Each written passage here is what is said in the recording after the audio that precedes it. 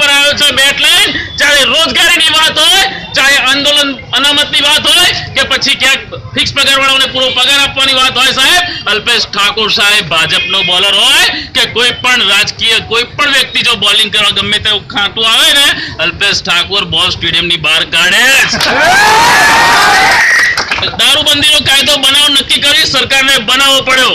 હવે ફિક્સ વેતનવાળા પણ અલ્પેશ ઠાકોર સાહેબ પાસે છે. મને વિશ્વાસ છે કે જે લોકો એમની ફરિયાદ કે તકલીફ લઈને અલ્પેશ ઠાકોર સાહેબ પાસે આવીને સાહેબ મંદિરમાં જઈને ઘંટડી વગાડી દીધી એટલે મહાદેવના આશીર્વાદ મળી જ ગયા.